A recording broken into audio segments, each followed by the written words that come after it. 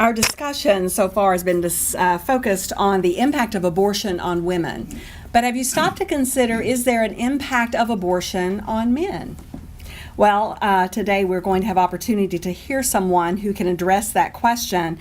Kevin Burke is a licensed social worker and co-founder of Rachael's Vineyard, offering abortion recovery support groups and retreat models for 48 states and 25 countries. Kevin is a pastoral associate of Priests for Life and has co-authored 2 books with Teresa Burke and Father Frank Pavone, Redeeming a Father's Heart. Men share powerful stories of abortion loss and recovery, and also Sharing the Heart of Christ, Safe and Effective Post-Abortion Ministry for Clergy and Counselors. Today, Kevin will address the impact of abortion on men. Kevin? In case you're wondering, how many people are coming forward for healing, I would say we're barely scratching the surface of the need that exists. But in our own little corner of Rachael's Vineyard, you can see the increase in the demand for our services since we began in 1995.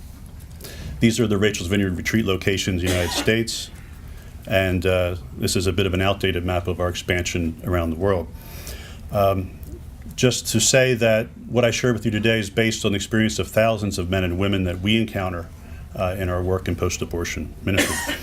You'll hear advocates of abortion say that abortion is a private, personal decision between a woman, her healthcare provider, and her God. Like a lot of sound bites, what's the truth on the ground for people who are having abortions and are making abortion decisions? In 95% of the cases, the research shows that a man is an integral part of the abortion decision and the decision of the mother to have that abortion or to parent that child.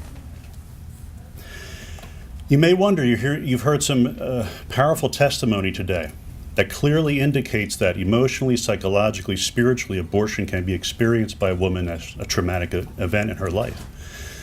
But can a man experience abortion as a trauma? I think it's a very fair question to ask because they obviously don't undergo the procedure. In Redeeming a Father's Heart, I present a number of cases of men who do, but I want to actually present on a very high-profile individual who has been public about his abortion.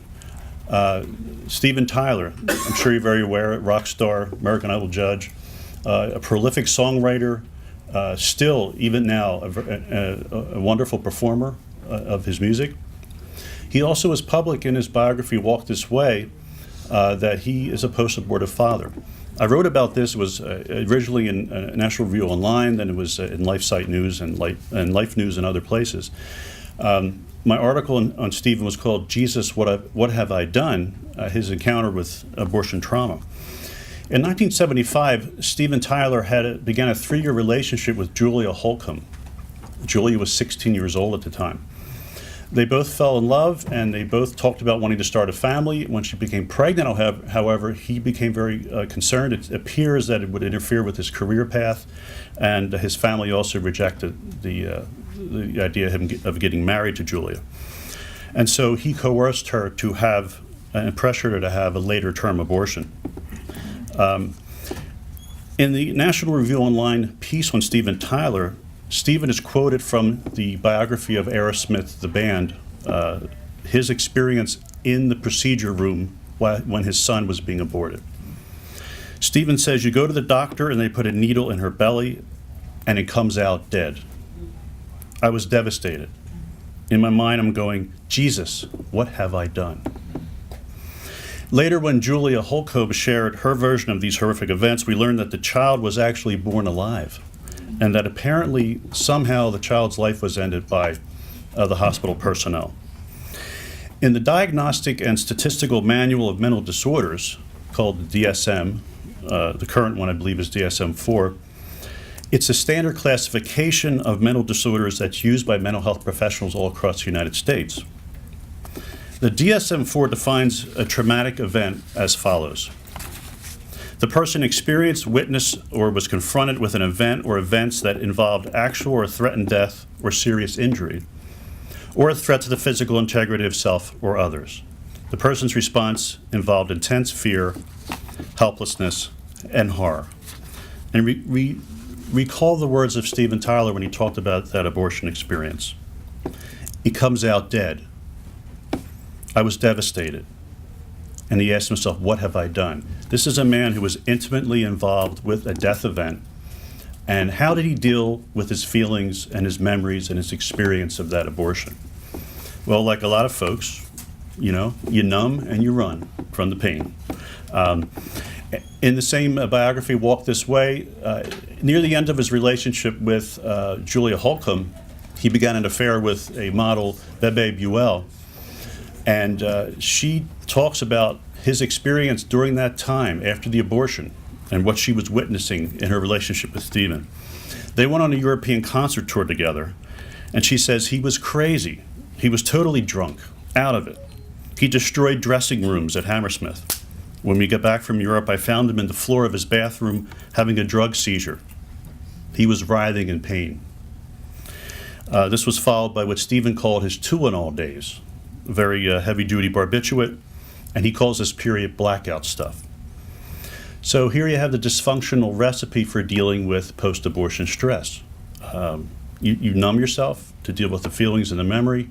You see that he was destroying dressing rooms and having fights with his bandmates. Anger is a key component that many men report after abortion. In fact, oftentimes depression in men is misdiagnosed because the key feature is anger. So you'll hear a lot of post-abortive men, when they find healing, talk about the role of anger in their relationships, in their workplace, and the way that it's hurt them. But them coming to understand that anger was actually covering over the deep grief and pain and trauma and often shame for their role in an abortion.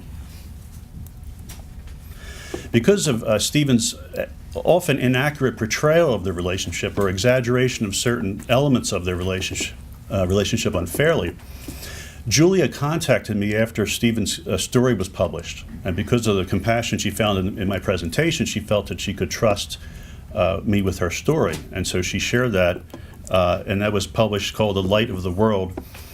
We don't have time to go into it, but her account is powerful, it's riveting, it's extremely painful, but yet in the end it's also very, very redemptive. And we discover many things about Julia in her post-abortive journey. Well, one she discovered is she has a vocation for religious art, and she paints icons. Here's a beautiful one that she has done. So please read her story if you get an opportunity as part of your story. 3. You might rightly ask yourself, all right, Stephen Tyler was intimately involved in a very traumatic abortion, but how most of the majority of men, are they impacted in a negative way? It's a fair question. Arthur Shostak accompanied, he's a Drexel University professor. He accompanied his partner to an abortion center. They were pregnant, they were both pro-abortion. I suspect he did not think he would have any negative emotional reaction to that abortion.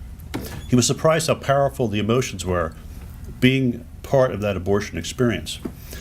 Part of his way of dealing with that was to use his expertise and to research over 1,000 men at clinics all across the country and do exit interviews, and here's what he found in his research.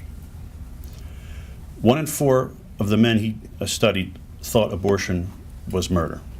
Over 80% think of the child that might have been born, and a third think of that child frequently.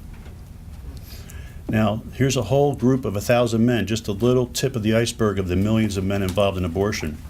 If they're that intimately connected with the fact that they were, again, involved in some fashion in the death of their unborn child, then we know from all the psychological literature and our experience with those who experience trauma, we know there's going to be symptoms in their life, in their relationships, in their marriages. They're going to be acting out on that pain. Some of them are going to take their life.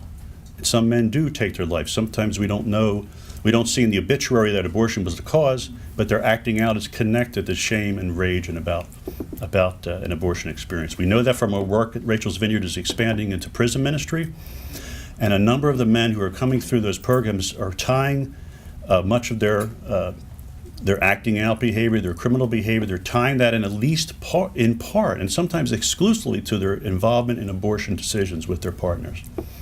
So there is a tremendous need for men to not only understand the symptoms of post-abortion healing, post-abortion trauma and suffering, but to also find healing. Thank you.